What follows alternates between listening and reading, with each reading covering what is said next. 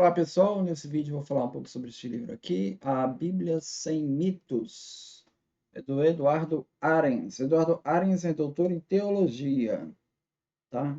Lá do Peru, em Lima. Aqui foi publicado pela Paulus em 2007. Então, vamos destacar aqui alguns pontos aqui. Vai falar principalmente das escrituras, né? Da interpretação que deve se dar nas escrituras, vai falar do cânon bíblico.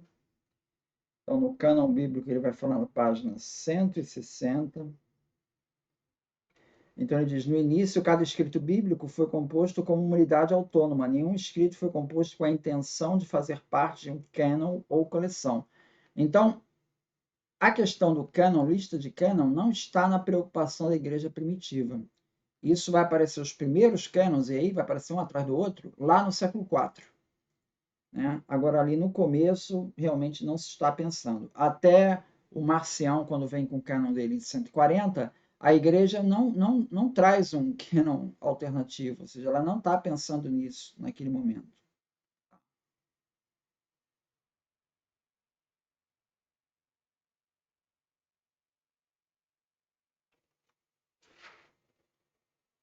Outra questão,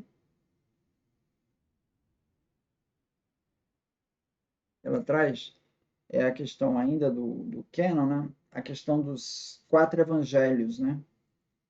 Então, ele fala dos quatro evangelhos, ele são citados aí por Justino Mártir, tem referências aos evangelhos sinóticos. Justino se refere aos evangelhos como memórias dos apóstolos, em Apologia 167. Por volta de 170, Tassiano compôs a harmonia dos quatro evangelhos, o Diatessaron, que é uma vida de Jesus composta com base nos três evangelhos.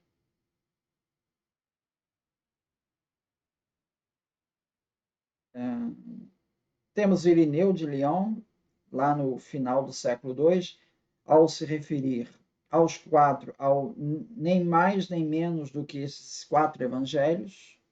Então, antes de Irineu, nós já temos a referência aos evangelhos ali em Justino Mártir, em Tassiano, tá? O próprio Papia já vai falar de Mateus e Marcos, isso antes do Irineu. E temos também o cânon de Muratori, que ele data o cânon de Muratori no século III.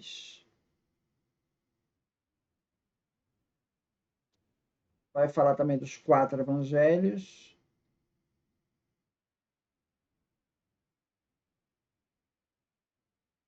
E aí chegamos no século IV, ele diz o seguinte: a situação aqui é clara, no século IV.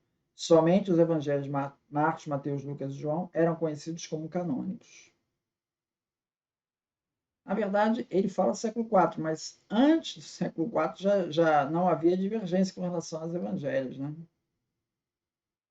Havia divergência com relação a outras cartas, né? Segunda carta de João, o Apocalipse, a terceira carta de João, carta de Tiago, a carta de Hebreus, né? Algumas cartas ali estavam, mas não os evangelhos não eram questionados.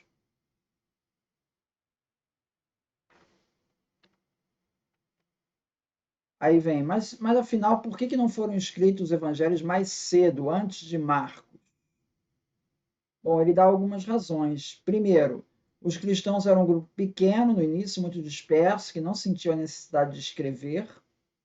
Segundo, os cristãos seguiam o culto judaico, para o qual já tinham as escrituras sagradas. E terceiro, Jesus mesmo não escreveu nada, e nada indica que sequer sugerisse que escrevesse algo sobre ele. E quarto, a pregação era oral, e não a partir de textos. Tá? Então, essa questão aqui, o Kostenberger já vai criticar um ponto, que é essa questão de eles não tinham intenção de escrever uma escritura sagrada. Na verdade, o Kostenberger vai dizer que tinha, porque Jesus está o tempo todo falando de nova aliança, e na tradição judaica, essa questão de aliança era sempre firmada por meio de uma escritura. Então, quando Jesus fala em nova aliança, ele meio que está sugerindo a presença de uma escritura. Então, esse item aqui que diz que não estavam sugerindo escritura, o Kostenberger vai criticar isso, né? Parece que é bem isso, não. Com relação à tradição oral, com certeza. Você tem Romanos 10, 14, Mateus 10, 5, 28, 19, que reforçam essa pregação oral, né? Então, ali realmente o foco não é escritura, ali bem no começo do movimento, né?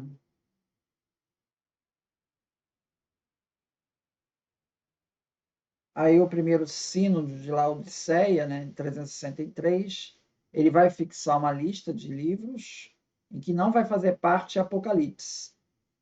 Depois você tem a lista do Atanásio, que é uma carta que ele escreve Pascal, de 367, que ali já aparece todos os 27 livros, e que vão ser confirmados no Concílio de Hipona, 393, e no de Cartago, 397.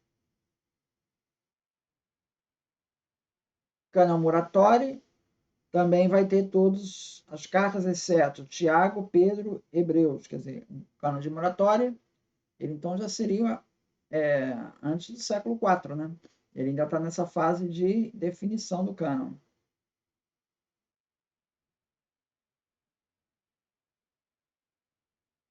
Mas essa definição, sempre lembrando, ela não alcança os quatro evangelhos, porque os quatro evangelhos já desde cedo, eles já vinham, mesmo antes de Irineu, já vinham sendo usados como escritura, né?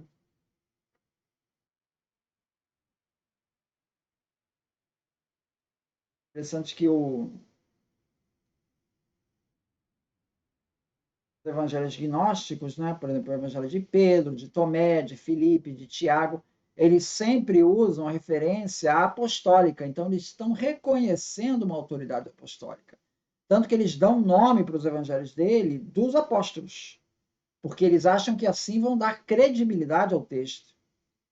Então, eles estão reconhecendo, porque quando eles são escritos, esses evangelhos, esses apóstolos todos já morreram, então isso aqui é tudo pseudepígrafo. Isso aqui não é escrito nem por Pedro, nem por Tomé, nem por Filipe, nem por Tiago. São textos que vêm depois, eles aparecem aí no século II.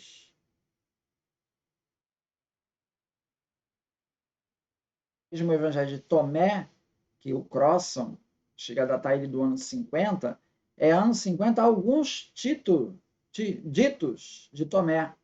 E Tomé é uma sequência de 114 ditos, né? Pode ser lido até independente, não é uma história. Então, esses ditos mais antigos, eles quase que remontam aos outros evangelhos. Então, sim, pode ter uma anos 50, mas isso aí já remonta a um material que não tem nada a ver com gnóstico, né?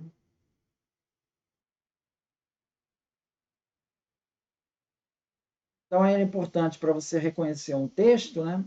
A origem apostólica, tá? Os gnósticos até reconhecem isso, porque tentam dar a origem apostólica aos textos dele, né? A questão do conteúdo tem que estar alinhado com essa doutrina da fé que vem passando pela igreja, tá? E tem que ser um texto aceito na maioria das igrejas, né? Então tem que passar por esses três critérios aí. Isso aí, muito obrigado, então.